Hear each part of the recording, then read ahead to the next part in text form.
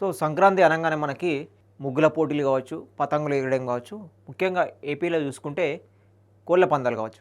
కోళ్ళ పందాలు అనగానే మనకి దాదాపు అందరూ పార్టిసిపేట్ చేస్తూ ఇంకా ఇయర్ దీనిలో ఎక్కువ డబ్బులు పెట్టి గెలుపొందాలని చూస్తారు. ముఖ్యంగా లక్షలు కాదు కోట్ల దాకా చేరిపోయిందని చెప్పుకోవచ్చు. మనం రీసెంట్గా ఈ మధ్యలో వైరల్ అవుతుంది ఏంటంటే కోడి పందంలో ₹1,00,00,000 గెలుచుకున్న వ్యక్తి అని చెప్పేసి ఒక సోషల్ మీడియాలో అయితే తెగ వైరల్ అవుతూ ఉన్నది. సో దాని విశేషాలు ఏంటనేది ఒకసారి చూసుకుందాం మనం. ఎక్కడనేది కూడా తెలుసుకుందాం మనం. కోడి పందంలో 1,50,00,000 అంట. ఒక్క పోటీలోనే గెలుచుకున్న రాజమండ్రి వాసి అంట. ఈ ఏడాది ఇదే హైయెస్ట్ అంట. సో లాస్ట్ ఇయర్ చూసుకుంటే ఈ ఏడాది ఇదే హైయెస్ట్ అంట. ఒకటే పందెంలో ₹1,00,00,000 గెలుచుకున్న వాడు ఒకటేసారంట. ఒక్క పోటీలోనే గెలుచుకున్నాడంట మళ్ళీ అది కూడా. సో సంక్రాంతి సందర్భంగా ఏపీ గోదావరి జిల్లాలో కోడి పందాలు జోరుగా సాగుతున్నాయి. ఈ క్రమంలో పశ్చిమ గోదావరి జిల్లా తాడపల్లిగూడెంలో రెండో రోజు నిర్వహించిన ఈ పోటీల్లో కోట్లలో నగదు చేతులు మారిందట. పైబోయిన వెంకటరామయ్య బరిలో కోడి పందాలు సాగాయట. గుడివాడ ప్రభాకర్ రాజమండ్రి వాసి రమేష్ డేగకోళ్ల మధ్య భారీ పందెం జరిగింది. హోరాహోరీగా సాగిన పోటీలో చివరకు రమేష్ డేగ విజయం సాధించి ఏకంగా ₹1,53,00,000 గెలుచుకున్నాడట. ₹1,53,00,000 కోటి రూపాయలు కూడా కాదు, అంటే దాదాపు 1,50,00,000, 2 కోట్లకు సగం అన్నట్టు. సో 1,50,00,000 గెలుచుకున్నాడు, ₹1,00,00,000 కూడా కాదు. సో దీన్ని ప్రత్యక్షంగా వీక్షించేందుకు పందెం రాయలు పెద్ద సంఖ్యలో తరలివచ్చారంట. తాడేపల్లిగూడెం పరిసర ప్రాంతాల్లో పాటు హైదరాబాద్, బెంగళూరు, చెన్నై, తెలంగాణ ప్రాంతాల నుంచి కూడా పందెం ప్రేమికులు భారీగా వచ్చారంట. దీంతో బర్రెలు కిటకిటలు ఆడాయంట. కాగా పశ్చిమ గోదావరి జిల్లాలో ఈ ఏడాది ఇదే అతిపెద్ద భారీ పందెం అని స్థానికులు చెబుతూ ఉన్నారు.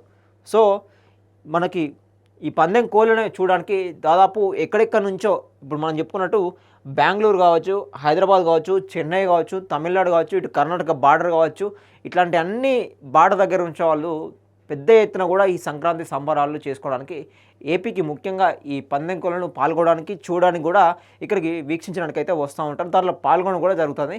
ముఖ్యంగా మనకు తెలంగాణ నుంచి కూడా చాలామంది వెళ్ళినట్టుగా కూడా మనకు తెలుస్తూ ఉన్నది.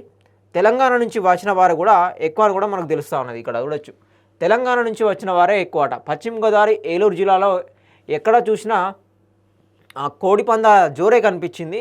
డేగాపురము, నరసాపురము, పేద అమరపురంలో క్యాసినోలు ఏర్పాటు చేసి భారీ మొత్తంలో జూద కార్యకలాపాలు నిర్వహించారు. ఇందులో ఎక్కువ మంది తెలంగాణ నుంచి వచ్చిన వారే క్యాసినోలోకి వెళ్ళినట్టు సమాచారం అన్నమాట. భీమవరం, ఉండి, దెందులూరు, తాడేపల్లిగూడెం, నూజివీడు, ఉంగుటూరు, తణుకు తదితర చోట్ల ఏర్పాటు చేసిన పెద్ద బర్రెల వద్ద బౌన్సర్లను కూడా ఏర్పాటు చేశారంట. పందెం కోసం పుంజులు తెచ్చిన వారికి, డబ్బులు కాసేవారికి, చూసేందుకు వచ్చేవారికి వేర్వేరు చేతి బ్యాండ్లు ఇచ్చి గ్యాలరీలోకి అనుమతించారంట. అంటే మనం ఏ విధంగా ఉన్నదో అర్థం చేసుకోవచ్చు. పందెం కోళ్ళు రోజు రోజుకు ఇదొక పెద్ద వ్యాపారం లాగా అయిపోయిందని కూడా చెప్పుకోవచ్చు. పెద్ద దందలాగా కూడా అయిపోయిందని మనం చెప్పుకోవచ్చు. మనం ఇక్కడ చెప్పుకున్నట్టుగా పందెం తనకు ఏదైతే ఉందో పెద్ద బర్రెల బౌన్సర్లో ఏర్పాటు చేసి కూడా, అంటే పందెం కోసం వచ్చిన వారికి ఒక బ్యాండ్ అంట, అదేవిధంగా డబ్బులు కాసేవారికి ఒక బ్యాండ్ అంట, చూసేందుకు వచ్చిన వారికి వేరు బ్యాండ్లు ఇచ్చి లోపలికి గ్యాలరీలోకి అయితే ఉన్నాయో 3 గ్యాలరీలు ఉంటాయి కదా. పందెం కోళ్ళు కాసే వాళ్ళకు ఒకటి గ్యాలరీ, ఇక్కడ చూసే వాళ్ళకు ఒక గ్యాలరీ, సో ఇట్లా జూదం ఆడే వాళ్ళకి ఒక గ్యాలరీ, ఇట్లా డిఫరెంట్ గ్యాలరీలు కూడా ఏర్పాటు చేసి దాంట్లో చూసేందుకు వీక్షకుల్ని బ్యాండ్లు కూడా ఏర్పాటు చేసి టోకెన్ అవసరమైతే దాంట్లో పాల్గొనేందుకు టోకెన్లు కూడా పెట్టేసి టోకెన్లు ఇచ్చి మరి బ్యాండ్లు ఇచ్చి మరి అక్కడ పెట్టేస్తారు. సో ఇది ఒక పెద్ద దందలాగా మారిపోయి కోట్ల వ్యవహారము వేలకు చేరుకునేదాకా, వేల నుంచి లక్షల నుంచి కోట్లకు చేరుకునేదాకా, ఇటు కోట్ల నుంచి 2 కోట్లకు అట్లా వేల కోట్ల దాకా చేరుకునే అవకాశం కూడా మనకు కనిపిస్తూ ఉన్నాయి. అంటే మనకు ఆశ్చర్యపోవక్కర్లేదు రాను.